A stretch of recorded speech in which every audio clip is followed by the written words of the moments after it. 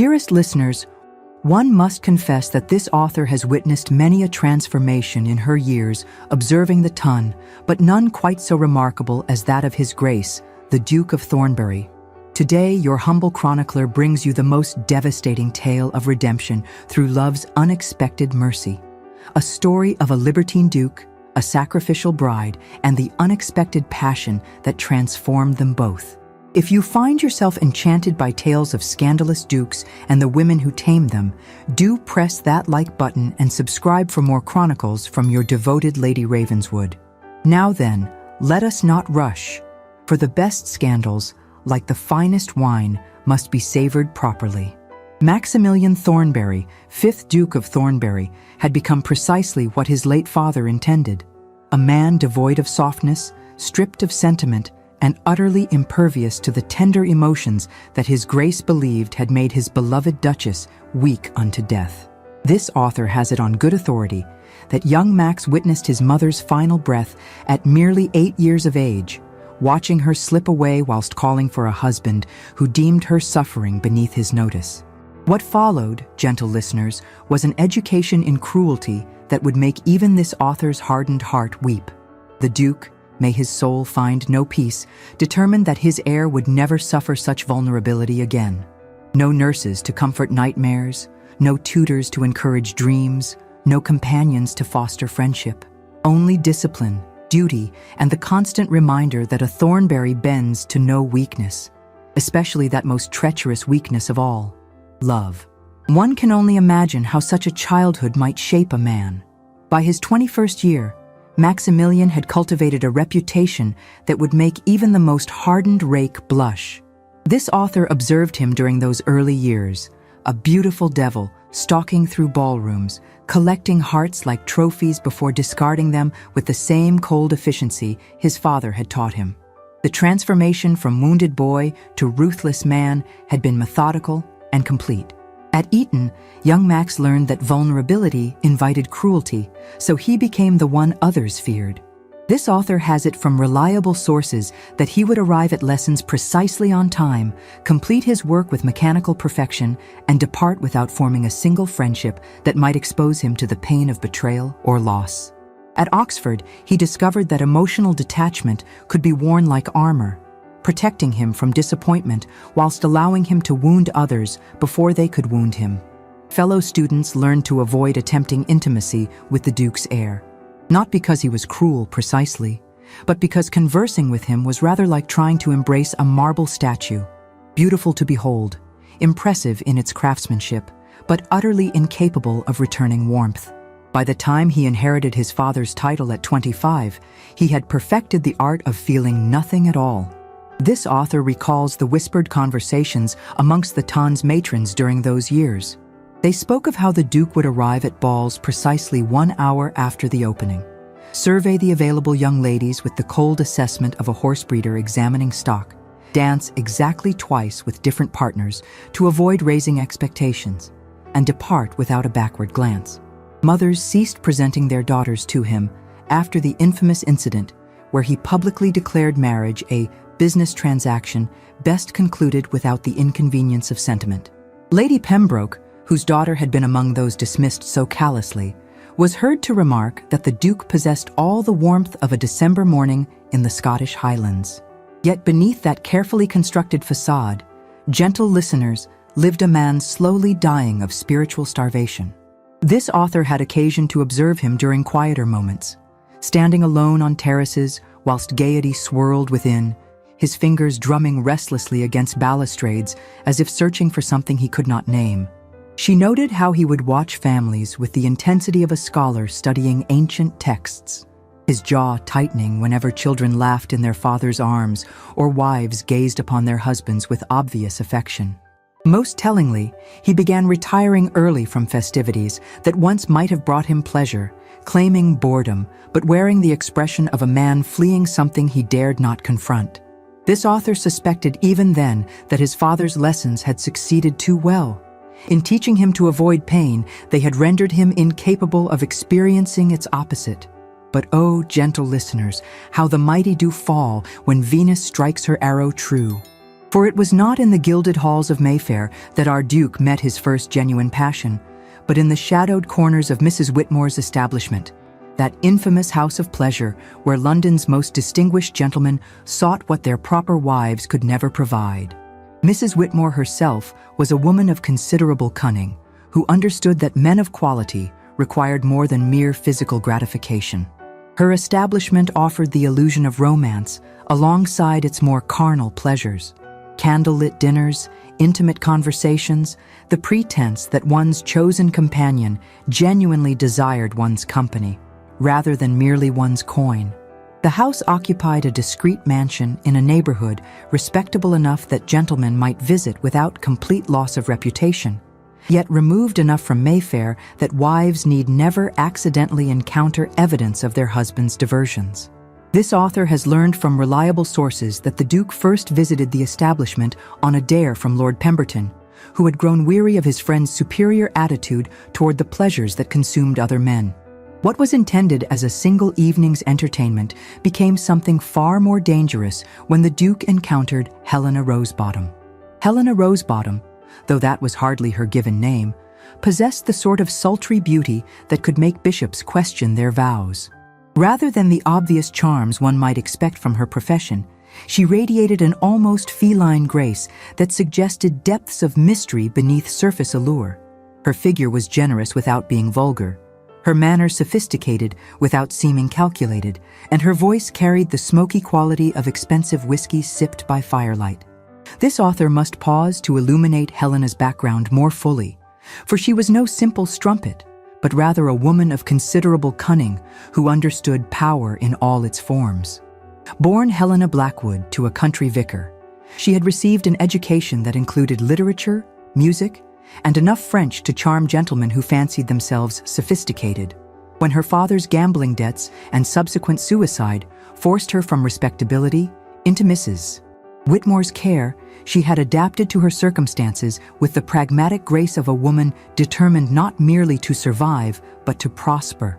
What made Helena dangerous, and what ultimately ensnared our Duke so completely, was her intelligence. She studied her clients with the dedication of a natural philosopher, learning precisely which words would make them feel powerful, which touches would convince them they were desired for themselves rather than their wealth, which vulnerabilities could be exploited to ensure continued patronage. With lesser men, she played obvious games of flattery and submission. With Maximilian, she recognized immediately that she faced a more complex challenge. Here was a man who had been starved of genuine affection, yet trained to distrust it completely.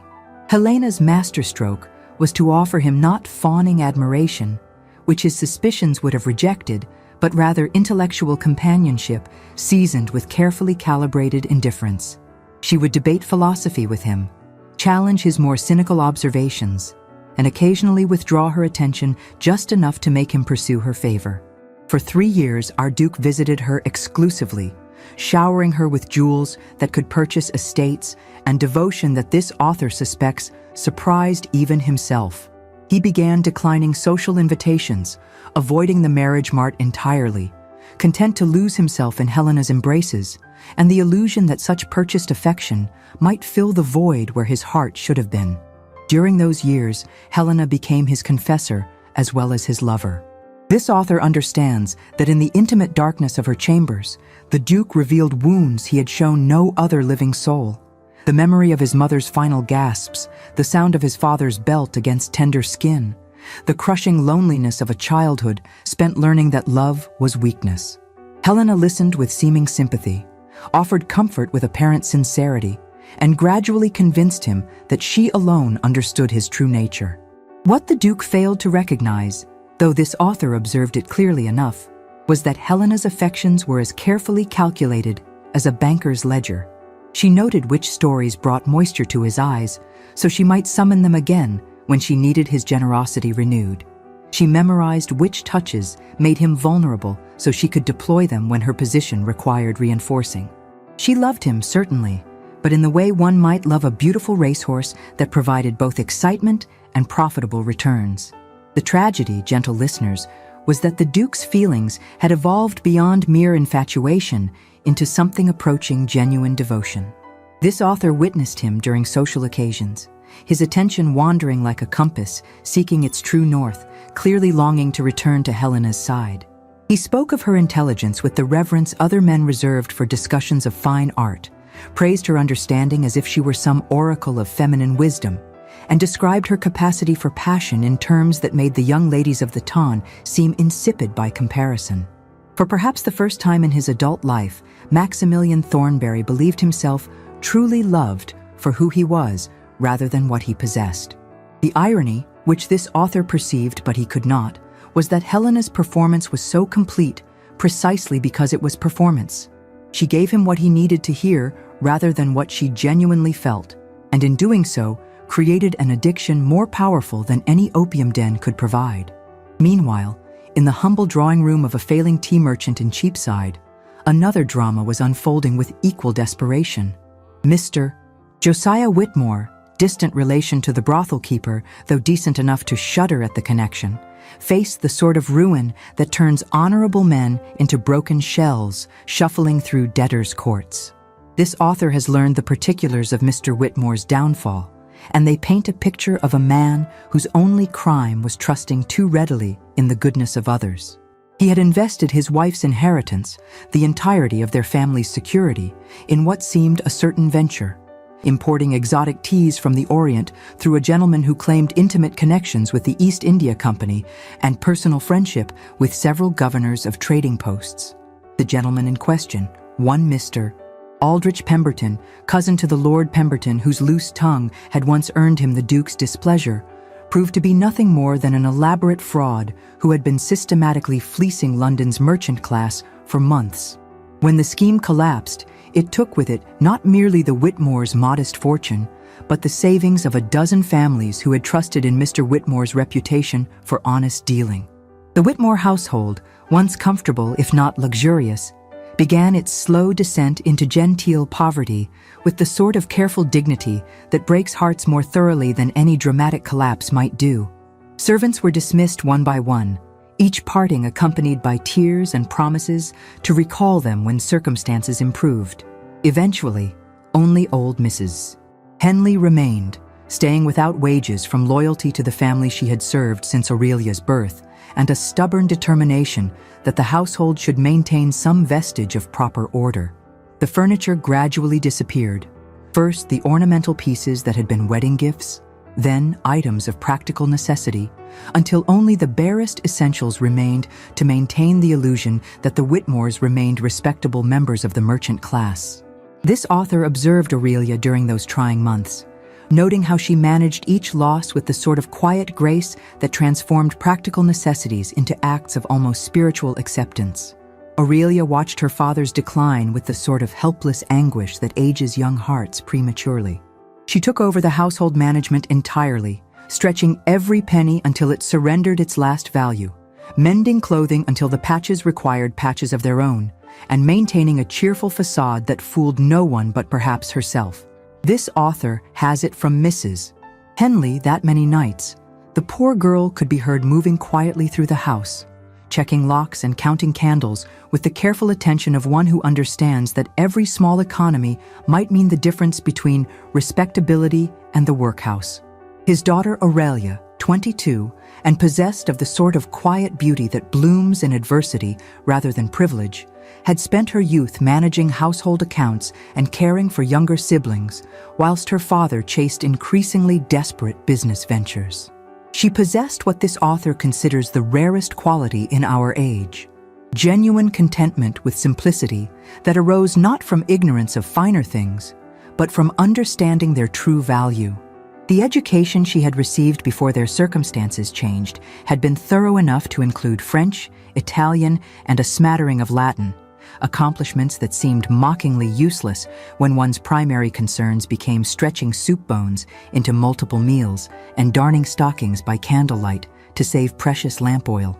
Yet Aurelia possessed the sort of resilient spirit that finds purpose even in reduced circumstances, discovering that adversity had taught her lessons about human nature that no governess could have provided.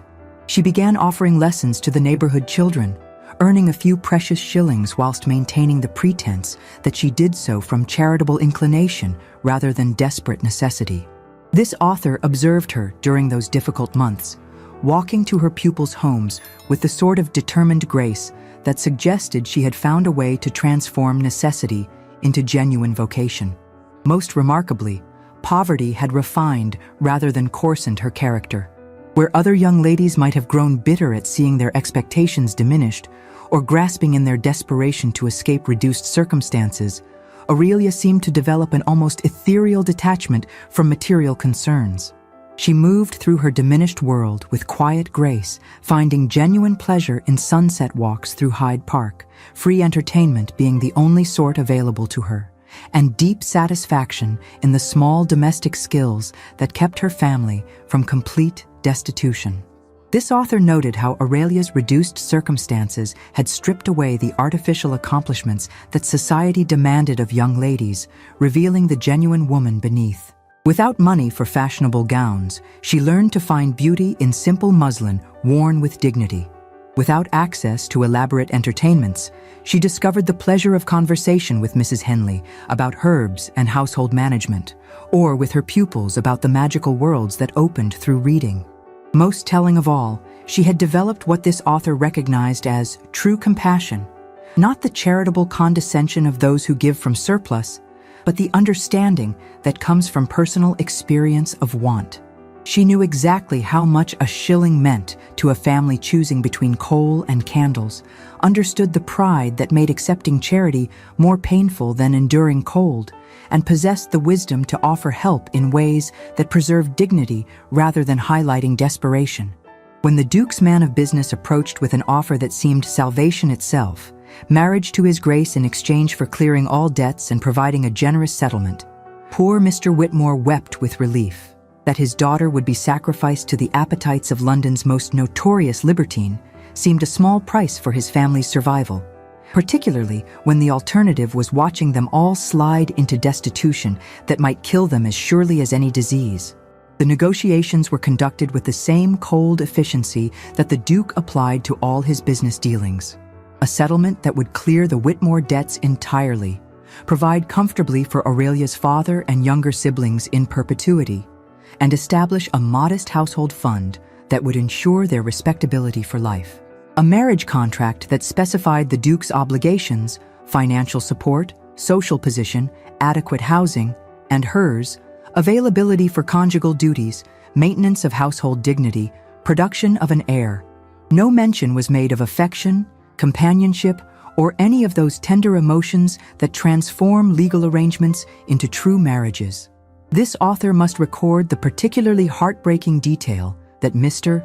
Whitmore's relief at his family's salvation was matched only by his anguish at the price. He had raised Aurelia to expect love in marriage, having witnessed firsthand how devotion had transformed his own modest union with her mother into something approaching paradise.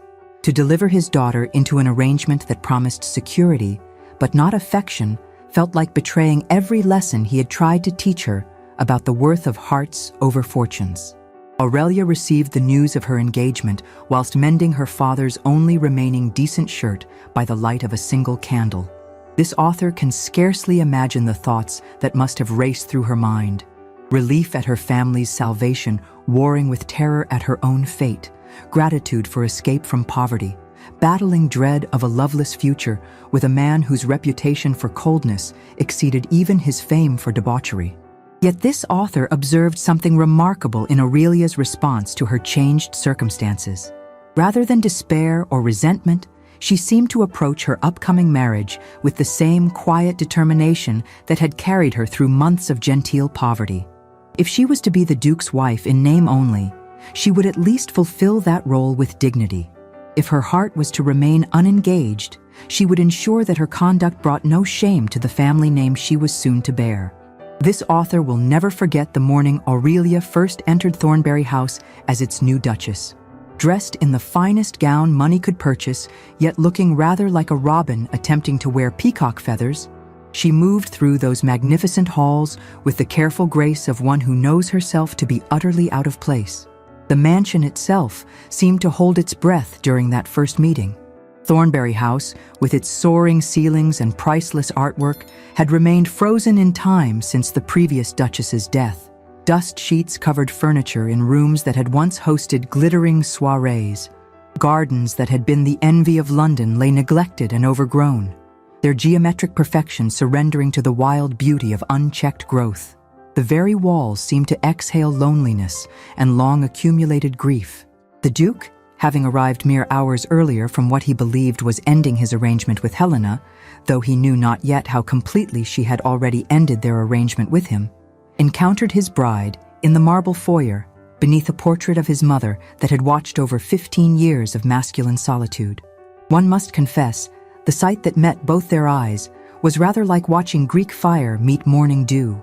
She gazed upon him with something between wonder and terror, recognizing the face she had seen in countless scandal sheets, but somehow unprepared for the raw masculine presence of him in flesh. Her hands, this author noted, trembled slightly as she attempted a curtsy that spoke more of nervous grace than practiced elegance. He, meanwhile, observed her with the detached assessment one might give a piece of furniture delivered for inspection, noting that she was neither beautiful enough to inspire immediate desire nor plain enough to excuse complete indifference, but rather possessed of that troubling middle ground that might require actual attention to properly appreciate. The Duke possessed the sort of devastating handsomeness that seemed almost unfair in its abundance. Tall and broad-shouldered, with hair the rich brown of coffee beans roasted over open flame, and eyes the color of pewter clouds, heavy with unspent rain, he moved with the predatory grace of a man accustomed to having others step aside for his passage. Yet this author noted something almost hollow in his beauty, as if all that physical magnificence concealed an essential emptiness that no amount of pleasure had managed to fill. Aurelia, by contrast, embodied a softer sort of appeal that revealed itself gradually rather than demanding immediate notice.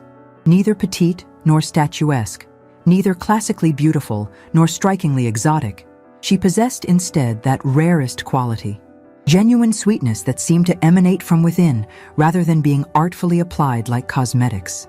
Her brown hair caught amber highlights when sunlight touched it. Her hazel eyes reflected whatever emotions she felt with the dangerous honesty of still water, and her figure, whilst modest, suggested the sort of gentle curves that might comfort a man rather than merely inflame him. What struck this author most powerfully was the quality of stillness both possessed. Not the emptiness of boredom or the vacancy of simple minds, but the profound quiet of two people who had learned to find peace within themselves because the world had offered them precious little elsewhere. In that moment of first meeting, they recognized something in each other. Not love, which requires time to grow, but rather the possibility of understanding between two souls who had learned to expect little from life, yet somehow retained hope for something better. What followed, dearest listeners, was perhaps the most exquisite torture this author has ever witnessed. For you see, the Duke had expected his arranged bride to be either a trembling mouse he could ignore entirely, or a grasping social climber seeking to exploit his title. Aurelia proved to be something far more dangerous, a woman whose very lack of demands made her impossible to dismiss. The first weeks of their marriage unfolded like a careful dance between two people determined not to step upon each other's feet. The Duke, having installed his bride in the Duchess's traditional chambers, rooms that had remained untouched since his mother's death, proceeded to live exactly as he had before her arrival, rising late, departing for his club without explanation, returning at all hours without apology. He spoke to her only when necessity demanded, treated her with the sort of distant courtesy one might show a respected governess, and made it abundantly clear that her presence in his life was purely functional. This author observed him during those early weeks, noting how his established routines began to develop curious irregularities. His morning rides, once precisely timed, became erratic affairs where he might gallop for hours through Hyde Park, as if attempting to outrun his own thoughts. His evenings at his club, traditionally spent in comfortable masculine solitude, now found him distracted and sharp-tempered, snapping at servants and abandoning card games mid-hand without explanation. Most tellingly, he began what Mrs. Whitmore described as reconnaissance missions through his own house, wandering corridors at odd hours, pausing outside doors where Aurelia might be found, lingering in rooms she had recently vacated as if something in the air might explain the subtle changes her presence had wrought. When questioned about these perambulations, he claimed to be inspecting household management, though this author suspects he was actually attempting to understand how one quiet woman had managed to make his vast, empty house feel somehow inhabited. Aurelia, for her part, navigated her new circumstances with the quiet dignity of one who had learned to find grace in difficult situations. She explored her magnificent new home with wonder but without presumption, treating the priceless artwork and furnishings with the reverence of a museum visitor rather than the familiarity of an owner. When Mrs. Whitmore offered to show her the household accounts, Aurelia requested instead to learn the servants' names, their families' circumstances, and the particular challenges they faced in maintaining such a large establishment. This author finds it telling that whilst the Duke avoided his wife's company, he began asking casual questions about her activities with the sort of carefully disguised interest that would have been amusing had it not been so poignant. Did her Grace require anything for her comfort? Had she expressed preferences regarding meals? Was she satisfied with her accommodations? Had she made any requests for changes to household routines? Mrs. Whitmore, no fool despite her matronly appearance, recognized these inquiries for what they were: the desperate curiosity of a man fighting his own growing interest in a woman he had convinced himself he should not notice. She began providing detailed reports that went far beyond what the Duke had actually asked for, describing how her Grace spent her mornings reading in the morning room, her afternoons walking in the neglected gardens, her evenings at the pianoforte playing melodies that seemed to drift through the house like gentle spirits. She asked for nothing beyond basic courtesy, made no demands upon his time, his attention, or his fortune beyond what was necessary for household management. When he gruffly informed her that she was welcome to redecorate as she pleased, she thanked him politely and changed precisely nothing, explaining that she found the house beautiful as it was and would not presume to alter arrangements that held sentimental value. When he told her she needn't wait upon his dining schedule, she simply took her meals at sensible hours and never complained of his absence, though Mrs. Whitmore reported that she often prepared small plates that remained untouched, as if hoping he might join her even when experience suggested otherwise. The Duke's confusion grew daily, manifesting in behaviors that would have amused this author had they not revealed such profound emotional upheaval. This author watched him during social functions, noting how his eyes would search crowds as if seeking something he could not name, how conversations that once engaged him now seemed to require tremendous effort to follow, how he had begun declining invitations to entertainments he had previously enjoyed. His previous diversions, gaming, drinking, the company of fellow rakes, began to lose their appeal when compared to the inexplicable peace that seemed to emanate from his wife's very presence. He found himself curious about her thoughts on books he discovered her reading, intrigued by her gentle laughter echoing from distant rooms like music he had never learned to appreciate, and inexplicably irritated when other gentlemen inquired too closely about his new duchess's welfare or accomplishments. This author watched with growing fascination as such gentle indifference began to unnerve a man accustomed to either fawning admiration or calculated seduction. The Duke found himself lingering in doorways, hoping to catch glimpses of his wife arranging flowers with the sort of instinctive artistry that transformed simple wildflowers into displays worthy of royal gardens. He began timing his entries to coincide with her presence, though he would have died rather than admit to such carefully orchestrated coincidences. One particularly telling incident occurred when Lord Pemberton, that notorious gossip, made some jest about arranged marriages being akin to purchasing livestock at Tattersall's. The Duke's response was so swift and savage that the entire club fell silent, and Pemberton required a full week to recover his courage sufficiently to appear in public again. When pressed about his violent reaction, the Duke could offer no explanation beyond claiming that he would not tolerate disrespect toward any lady of his acquaintance, though this author suspected even he did not understand why his wife's honor had become so precious to him.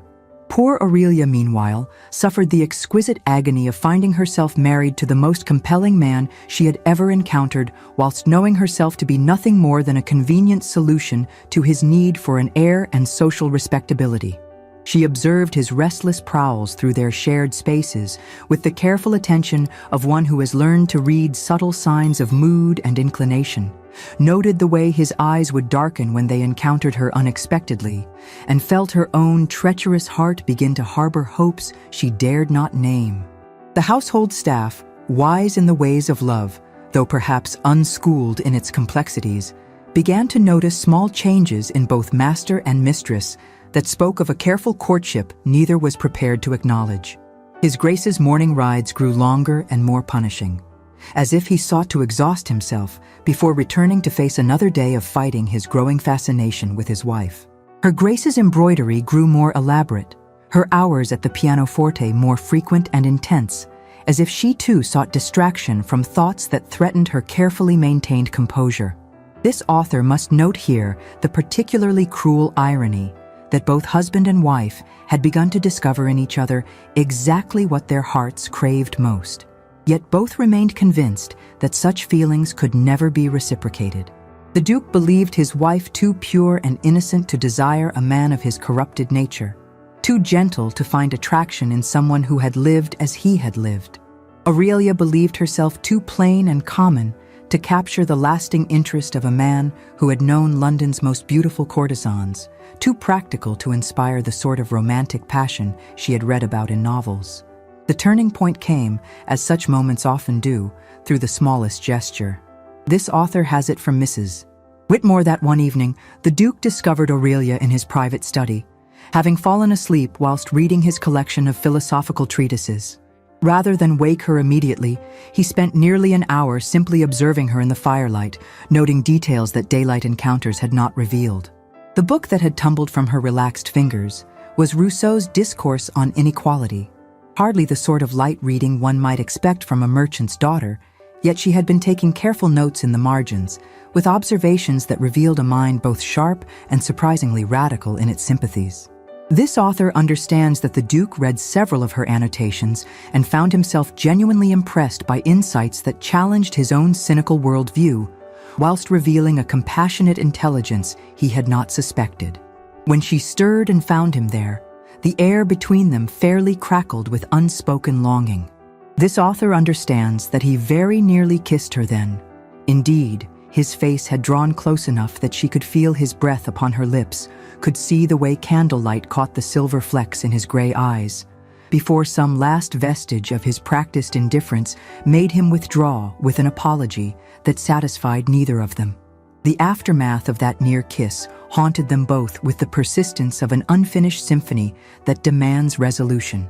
Aurelia began to wonder if she had imagined the hunger she thought she had glimpsed in her husband's eyes, the way his hands had trembled slightly as he helped her to her feet, the husky quality that had entered his voice when he murmured her name like a prayer he had not known he was capable of offering. The Duke, meanwhile, found himself tormented by memories of how soft her skin had felt beneath his fingertips when he brushed a strand of hair from her cheek, how her lips had parted in unconscious invitation, how every instinct had screamed at him to claim what was legally his yet felt impossibly precious and fragile. But oh, gentle listeners, the heart is a persistent hunter, and love will find its quarry no matter how cleverly one attempts to hide. The breakthrough came during one of those afternoon thunderstorms that turn London skies the color of tarnished silver and send proper ladies scurrying for cover. The Duke, returning early from a club gathering that had failed to hold his interest, discovered Aurelia in the conservatory, that forgotten sanctuary his father had ordered sealed after his mother's death.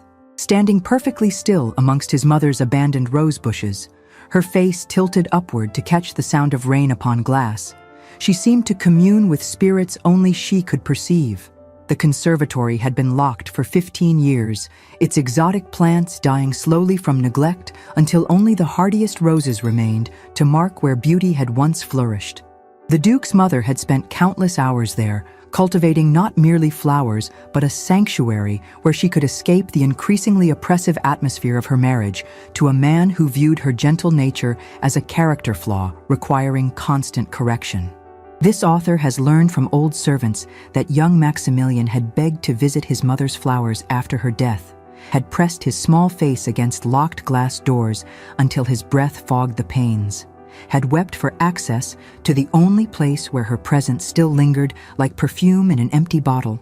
His father's response had been swift and brutal, a beating administered with the riding crop that left scars both visible and otherwise, accompanied by a promise that any further display of such sentiment would result in the conservatory's complete destruction.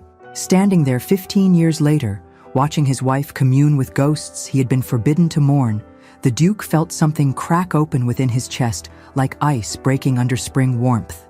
This author suspects that in that moment, he saw not merely Aurelia swaying to phantom music, but his mother as she had been in life, joyful, alive, unafraid to feel deeply despite the costs such feeling might demand. This author has learned that Aurelia confessed then, thinking herself alone, that the storm reminded her of her childhood when she would dance in the garden whilst her mother played piano. How those moments of simple joy had sustained her through the recent years of hardship. The vulnerability in her voice, the unconscious grace of her movements as she swayed to music only she could hear, the way rainlight played across her upturned face. Such beauty would have moved stones to weep, and it accomplished something far more remarkable in the Duke's carefully guarded heart. When she realized his presence, the embarrassment that flooded her cheeks only served to make her more enchanting.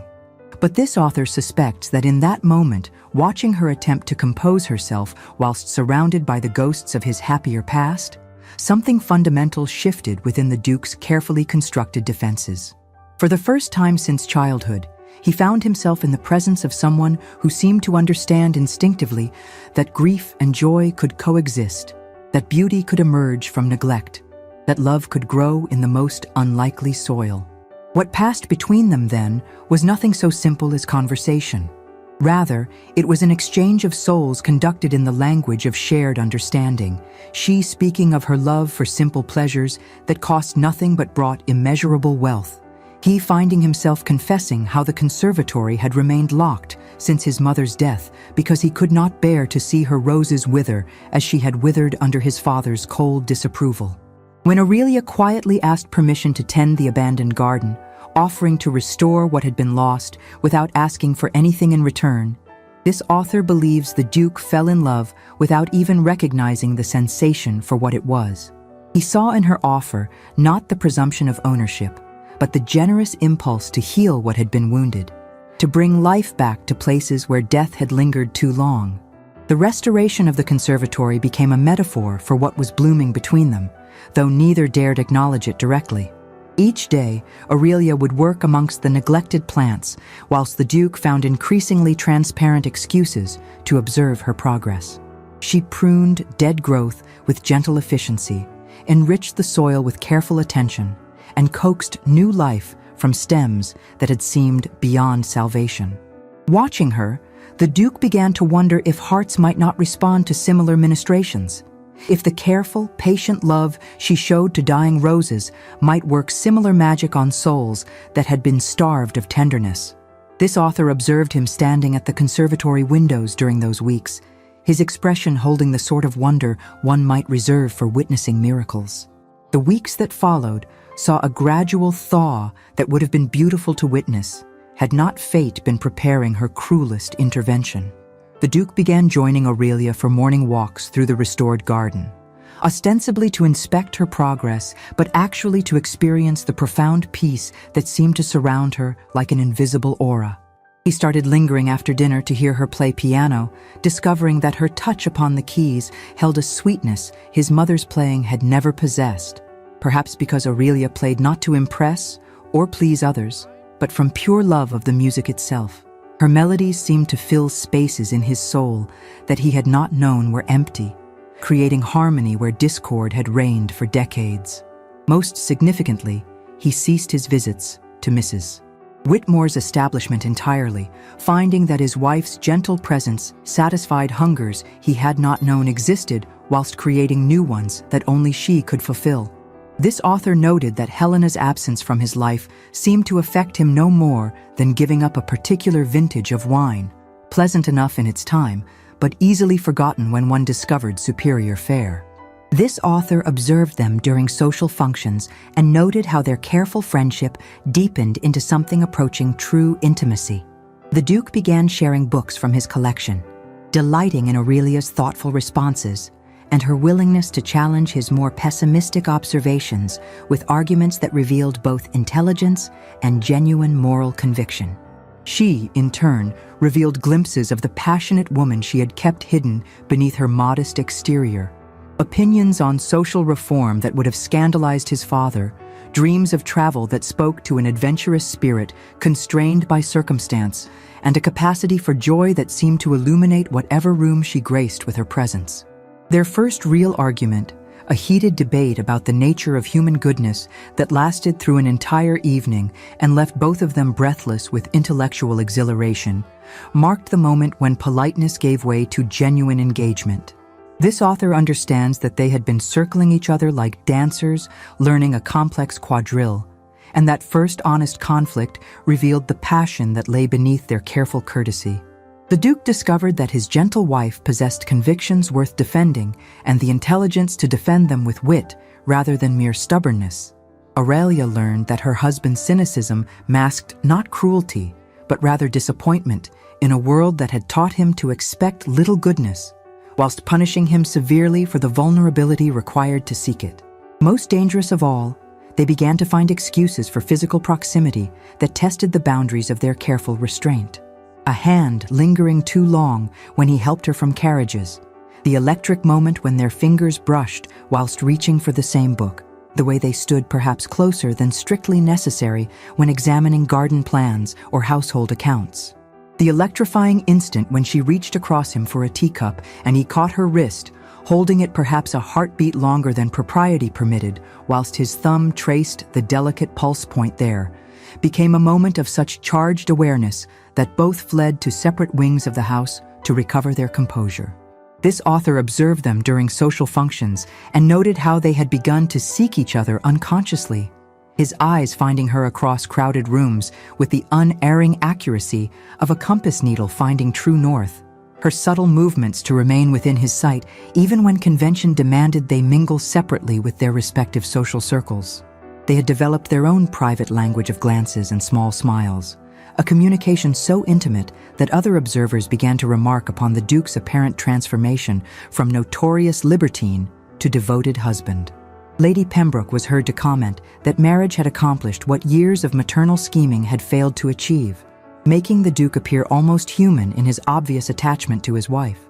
But oh, how cruelly fate had been sharpening her blade whilst love bloomed in ignorance of the storm approaching.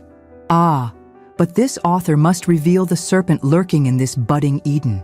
Helena Rosebottom, you see, had not accepted the Duke's abandonment with the grace one might expect from a woman experienced in the temporary nature of masculine affections.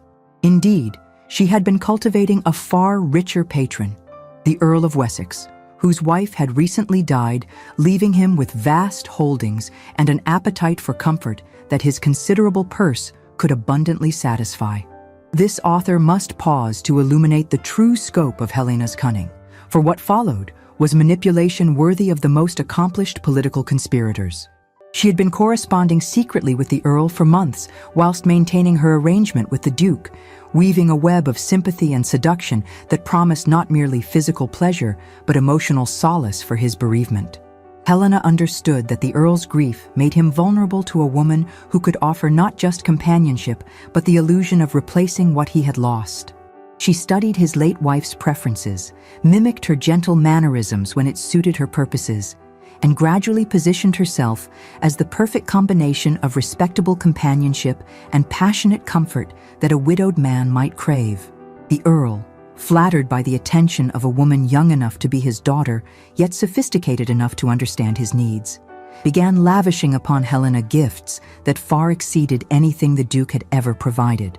jewels that belonged in royal collections, properties that could support small armies, and most importantly, the promise of permanent security that no courtesan could resist when offered by a man of such unlimited wealth. This author shudders to recount what transpired next, for it was manipulation of the most vicious sort, designed to inflict maximum emotional damage while securing Helena's future beyond any possible reversal. Knowing well the Duke's newfound happiness, and perhaps jealous of being so easily replaced in his affections by a mere merchant's daughter, Helena arranged for him to discover her in the Earl's bed precisely when she knew his former passion for her might still be rekindled by the sight of what he had lost. The message that summoned him was a masterpiece of calculated cruelty, written in Helena's distinctive hand and delivered by a street urchin whose dirty face and urgent manner suggested genuine emergency. It spoke of desperate circumstances requiring his immediate assistance, of dangers that threatened her very survival, of debts that could only be settled through his intervention. Having received no word from her since their final parting, and perhaps feeling guilty about his abrupt abandonment of their arrangement without proper explanation or adequate provision for her future security, the Duke rode through London's midnight streets like a man possessed by demons of regret and misplaced chivalry. What he discovered in Helena's chambers was a tableau designed to inflict maximum emotional damage whilst demonstrating her superior tactical position. The Earl, portly and graying, but wearing the satisfied expression of a man well-pleasured and thoroughly content with his investment, lounged in post-coital contentment, whilst Helena reclined beside him, wearing emeralds that could have purchased small kingdoms. The conversation that followed revealed layers of deception that this author can barely bring herself to record. Helena's urgent crisis had been entirely fabricated. Her supposed dangers were nothing more than theatrical devices designed to lure the Duke into witnessing her apparent happiness with another man. Most crushing of all, she revealed that their affair had been progressing for months, that she had been comparing her lover's generosity with mercantile precision, and that the Duke's recent neglect had merely confirmed what she had long suspected, that his affections were as changeable as his notorious reputation suggested. But this author observed something in the Duke's response that suggested Helena had miscalculated the depth of change that Aurelia's influence had wrought within him. Rather than the explosive jealousy she had anticipated, rather than the desperate pleading she had hoped to inspire, he simply stood there, absorbing her betrayal with the sort of terrible calm that suggested not devastation, but rather a profound shift in understanding. The confrontation that followed was everything Helena had calculated it would be, yet nothing she had truly expected. She painted herself as the wounded party with performances that would have done credit to Drury Lane, claimed the Duke had cast her aside without thought to her feelings or future security, and suggested that perhaps, if he truly loved her, he might prove it through more substantial means than the mere trinkets and temporary arrangements that had satisfied him previously. The Earl, thoroughly besotted and eager to secure Helena's exclusive attentions whilst humiliating a rival whose youth and title he secretly envied, proposed a wager that would determine her future permanently. A single night at the gaming tables, winner takes all. The stakes were designed to ensure maximum humiliation regardless of outcome, and to demonstrate once and for all which man valued Helena's company enough to risk everything for her favor. Gentle listeners, steel yourselves for what follows, for this author can barely recount it without her heart breaking anew. The Duke, faced with this challenge to his masculine pride and confused by the resurrection of feelings he thought he had buried, found himself agreeing to terms that would have horrified him in any rational moment. But this author must record here what truly drove the Duke to such desperate measures, for it was not mere wounded vanity, but rather a crisis of identity that threatened to destroy everything he had begun to build with Aurelia. The confrontation with Helena had awakened his deepest fears about the nature of love itself.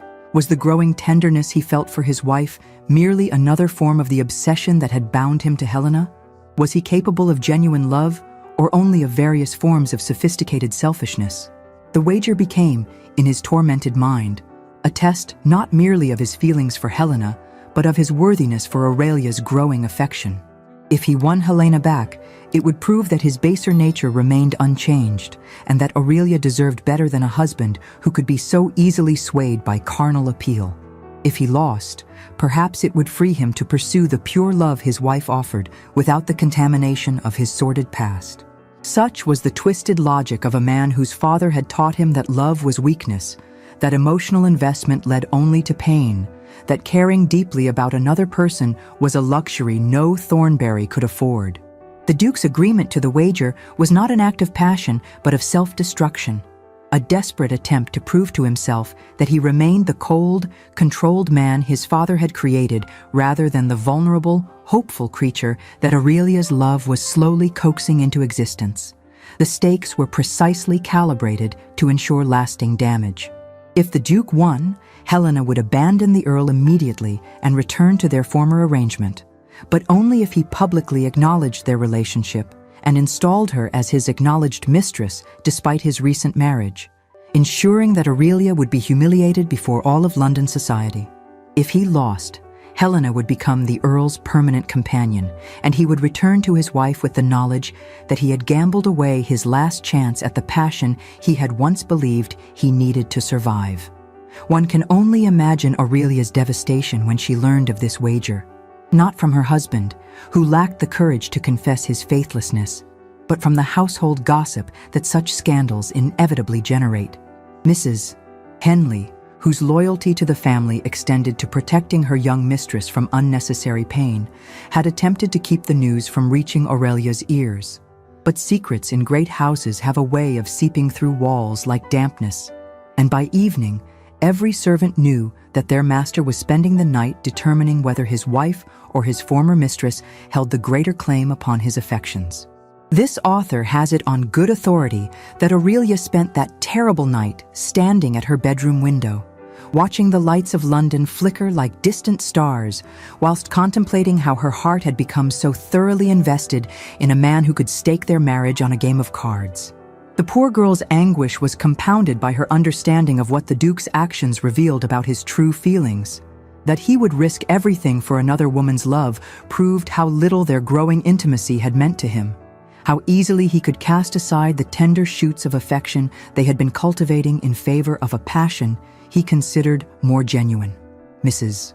Whitmore found her mistress some time before dawn, weeping over a half-written letter of farewell with the sort of quiet despair that cuts deeper than any dramatic outburst. This author must record here one of the most heart-wrenching scenes she has ever witnessed through second-hand account. Aurelia, explaining to the loyal housekeeper that she had always known about Helena's existence, had accepted it as part of marrying a man of the Duke's reputation, but could not bear to remain where she would always be compared to a love her husband considered more authentic than anything she could offer. The conversation revealed depths of understanding that impressed even this author.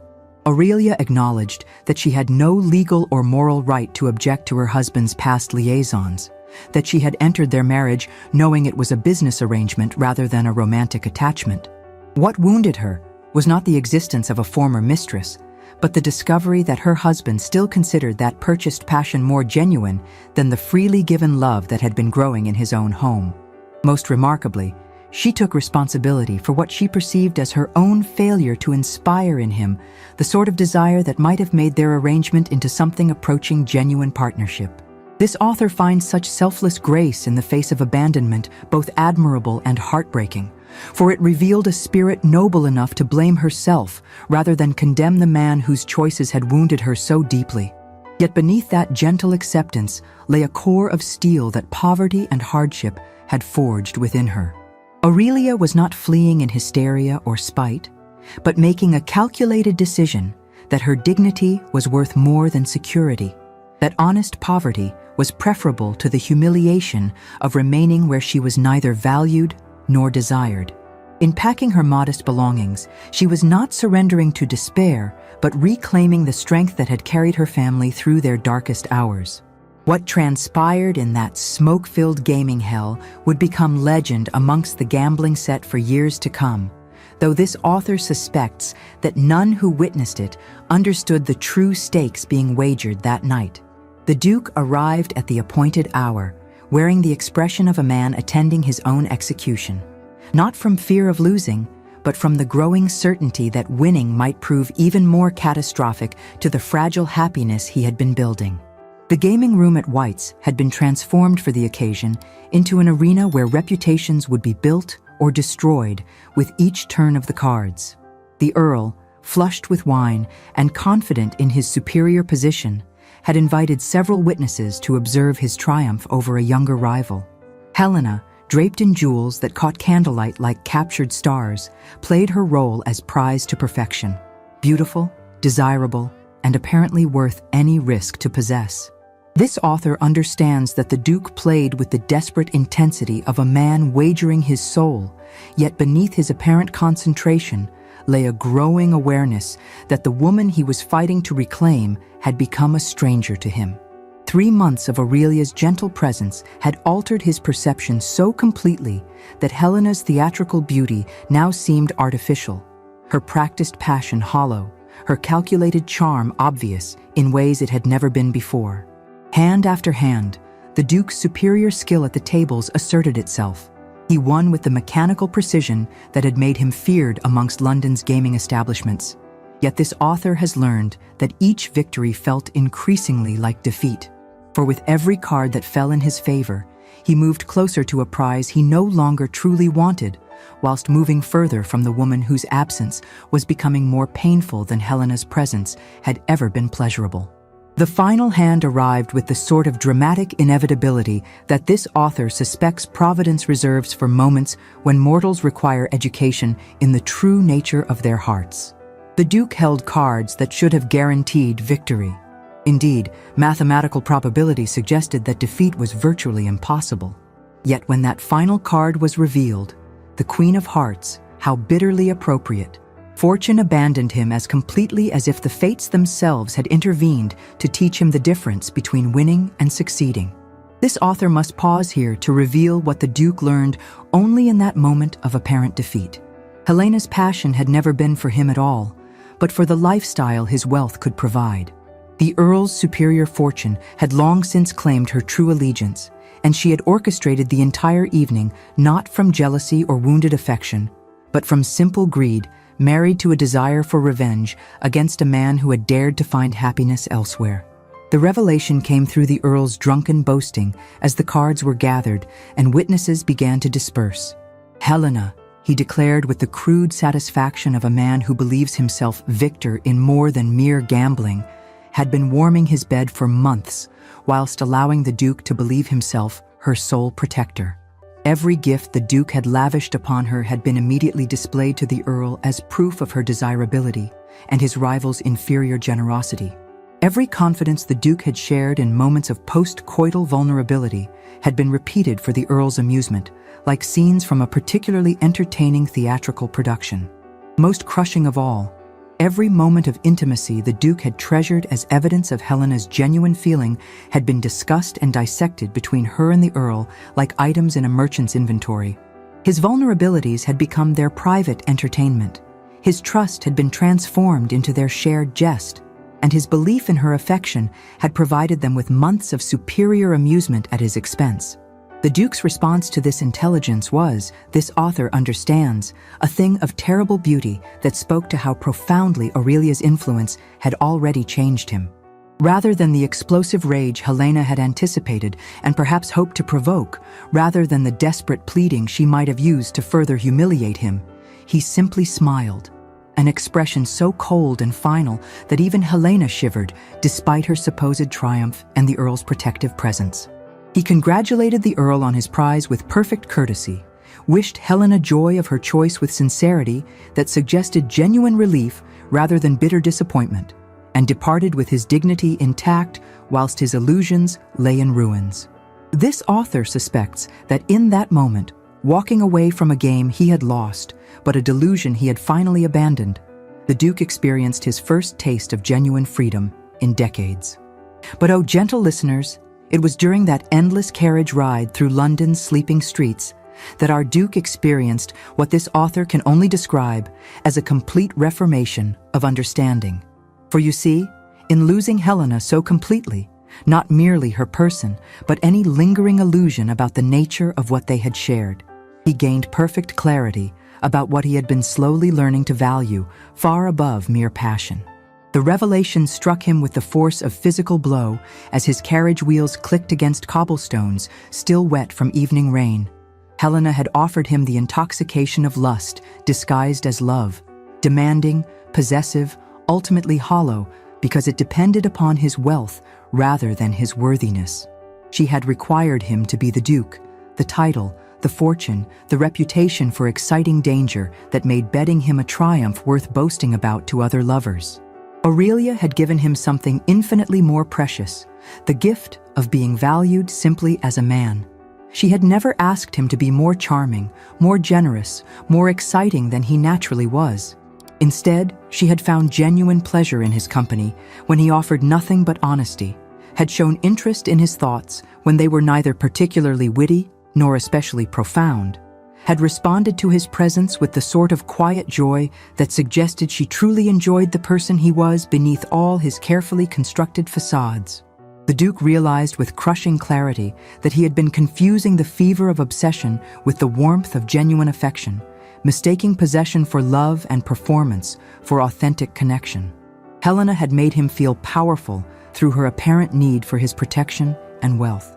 Aurelia made him feel peaceful through her simple presence, valued through her quiet appreciation of qualities he had never considered particularly admirable, and whole in ways he had never imagined possible. This author understands that the Duke spent those dark miles remembering every kindness Aurelia had shown him, every moment of genuine warmth she had offered to a man who had given her nothing but cold duty in return.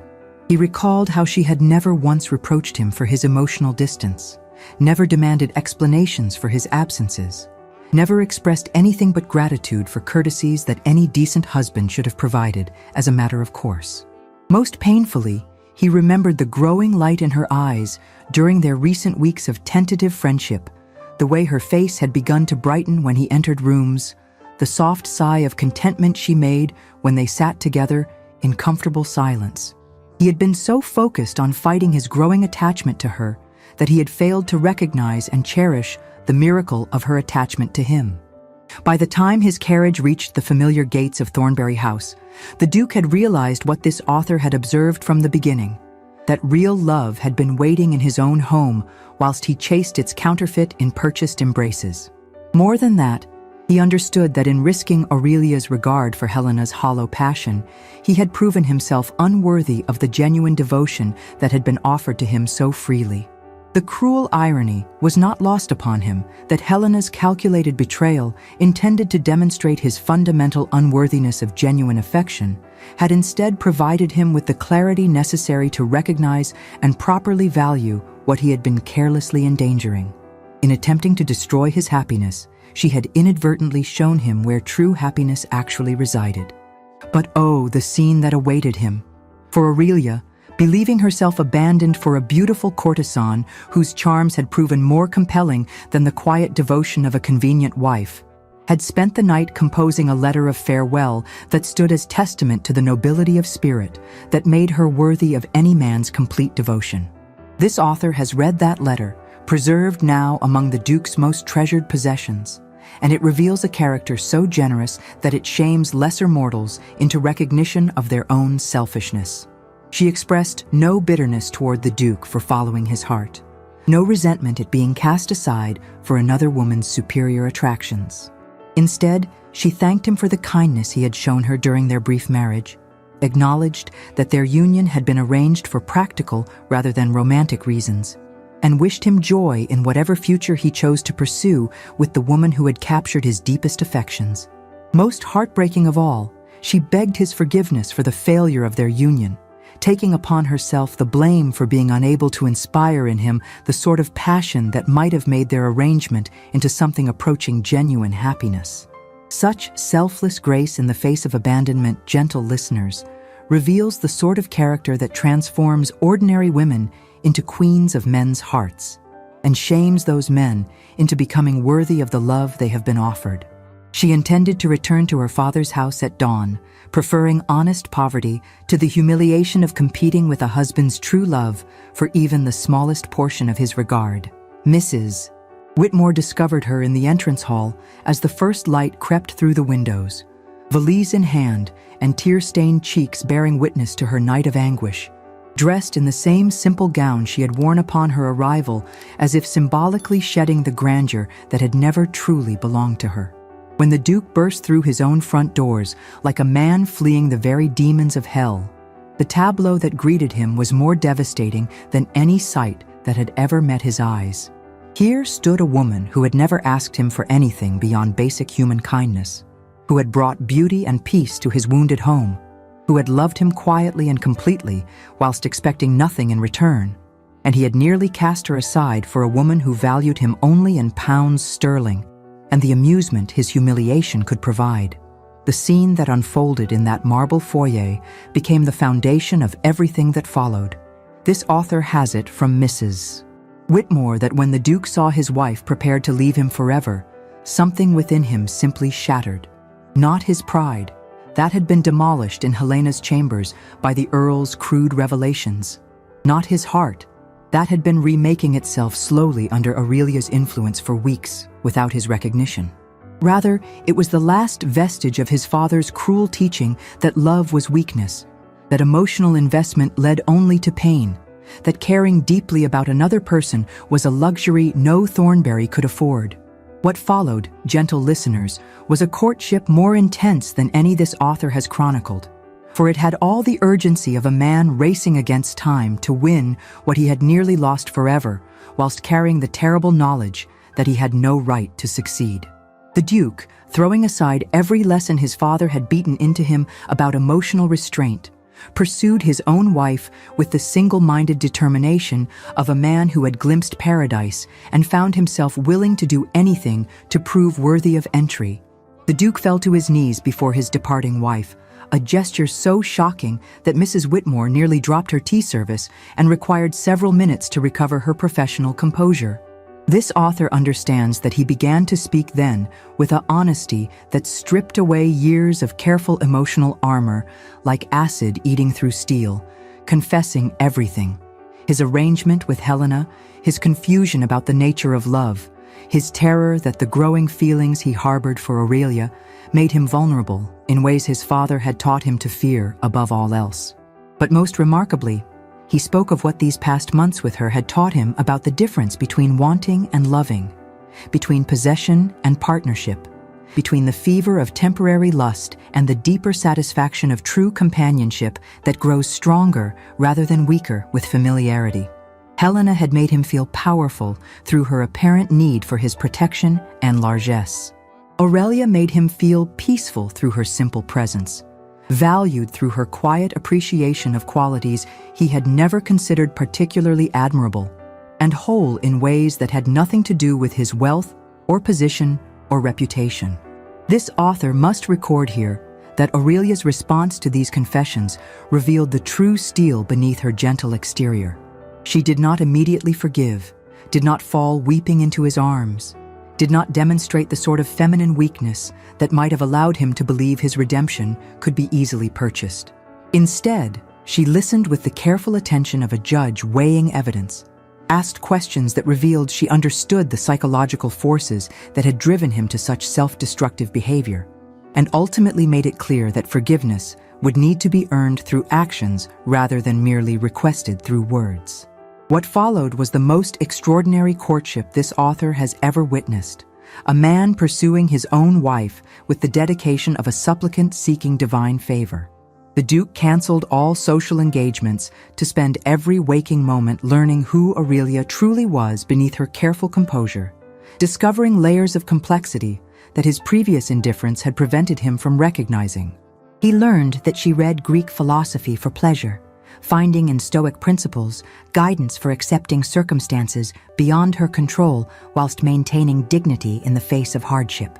He discovered that she had taught herself botanical illustration during the long afternoons of their reduced circumstances, creating detailed drawings of wildflowers that transformed weeds into works of art through the simple expedient of careful observation and patient love.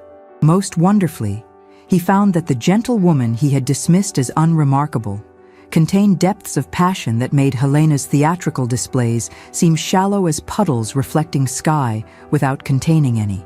When Aurelia spoke of injustices she had witnessed, when she described her dreams for a more equitable society where children need not suffer for their parents' misfortunes, her eyes blazed with conviction that would have impressed social reformers and revolutionaries alike.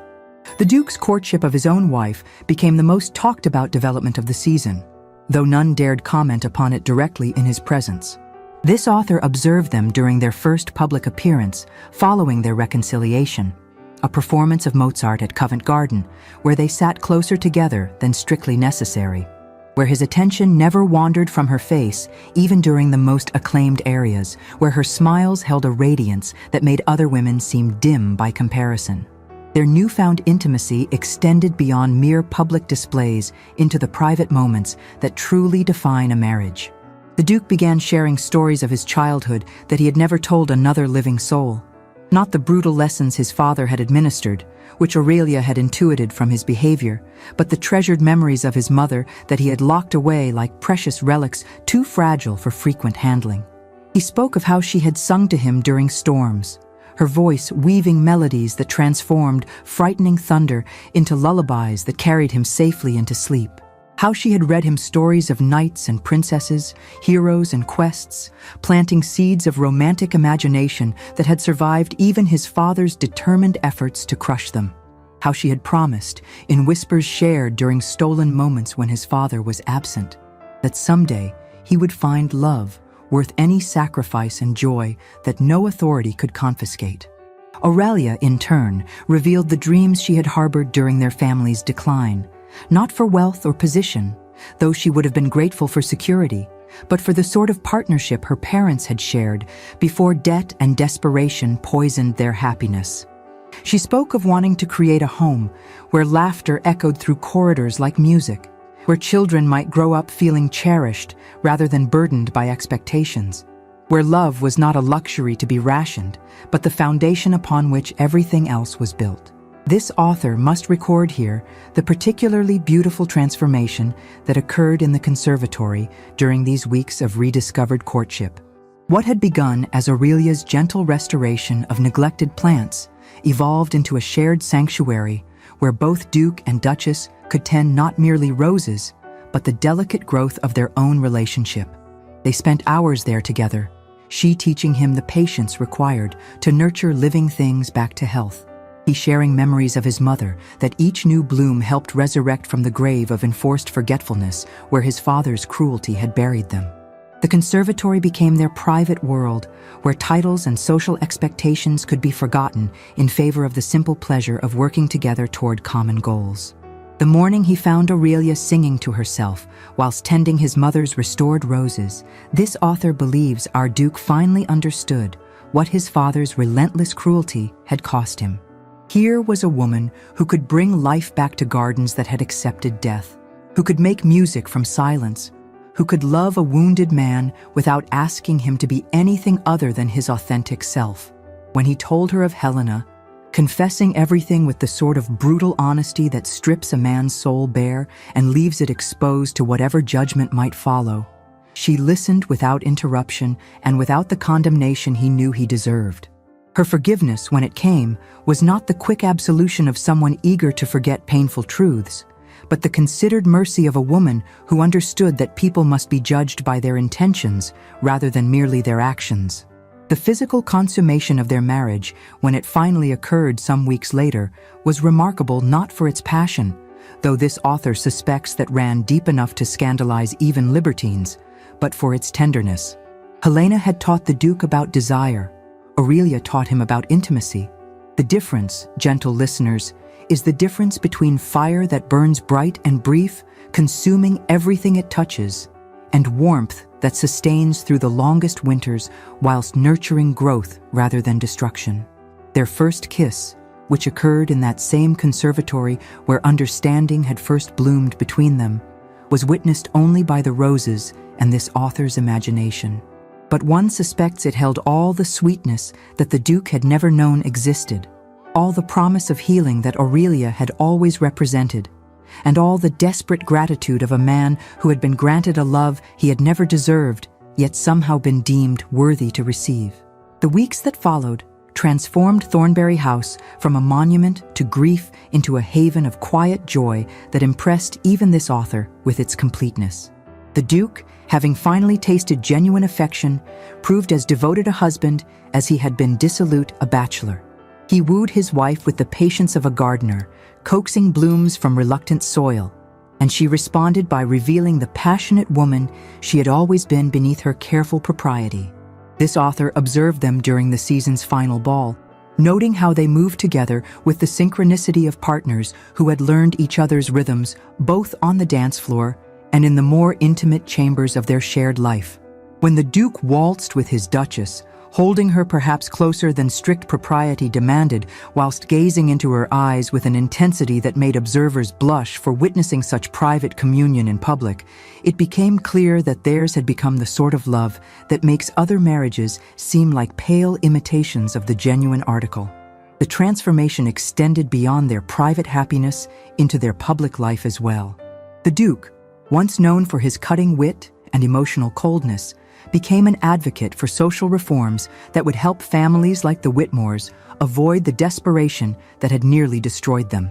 His speeches in the House of Lords, previously notable only for their sardonic dismissal of humanitarian concerns, began to demonstrate a compassion that startled his peers and earned him respect from quarters that had previously written him off as irredeemably selfish. Aurelia, no longer the timid merchant's daughter grateful for any scrap of attention, blossomed into a duchess whose grace and genuine kindness made her one of the Tun's most beloved figures. She established charitable schools for children whose circumstances mirrored her own former poverty, created opportunities for young women to develop skills that might save them from destitution, and used her position to open doors for families struggling against the sort of financial ruin that had once threatened her own. Their partnership became legendary not merely for its romantic intensity, but for its practical effectiveness in addressing social ills that other nobles preferred to ignore. This author observed them working together on charitable projects with the sort of seamless cooperation that suggested they had found in each other not merely lovers, but true partners in every sense of the word. This author is delighted to report that when the Duke's heir was born some 11 months later, His Grace wept openly, not from his father's legacy of emotional constraint, but from pure joy at holding his son in arms that finally knew how to offer tenderness instead of only strength. The child, this author predicts with considerable confidence, will grow up understanding that love is not weakness, but rather the greatest strength any human being can possess. More remarkably still, the Duke insisted that his son be raised with the sort of emotional nurturing that he himself had been denied. No harsh tutors, no punishments designed to break spirit, no lessons that love must be earned through perfection rather than freely given to children simply because they exist and are worthy of affection. The irony was not lost on this author that Helena's calculated betrayal, intended to demonstrate the Duke's fundamental unworthiness of genuine affection and perhaps to punish him for daring to find happiness elsewhere, instead provided him with the clarity necessary to recognize and claim the love that had been growing under his own roof. In attempting to destroy his chances of genuine happiness, she had inadvertently secured them forever.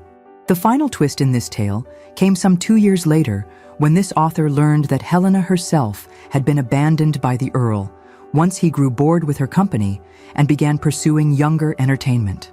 Without the Duke's steady support, or any man foolish enough to believe in her performances of affection, she had descended rapidly through London's hierarchy of purchased pleasure until she disappeared entirely from the circles where her beauty had once commanded premium prices. This author mentions Helena's fate not from any desire for revenge, though justice does seem to have its own elegant timing, but rather to illustrate how completely the Duke's priorities had shifted. When news of her circumstances reached him, His response was not satisfaction at her downfall, but rather a quiet instruction to his man of business to ensure she received a modest pension sufficient to keep her from complete destitution.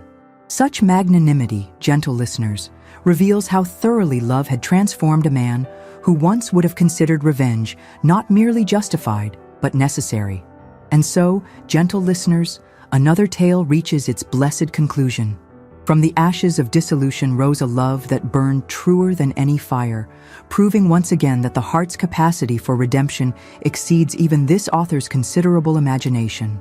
The Duke learned that true passion grows not from desperation, but from devotion, not from possession, but from partnership, not from the fever of want, but from the deep satisfaction of being genuinely known and valued for one's authentic self, rather than one's carefully constructed masks. If this chronicle of passion and redemption has stirred your romantic sensibilities, do remember to like and subscribe for more tales from the Tan's most devoted observer. Until our next encounter, remember, the greatest scandals often lead to the greatest happiness, and sometimes we must lose everything false to discover what was always true, waiting patiently for our recognition. Your devoted chronicler, Lady Ravenswood.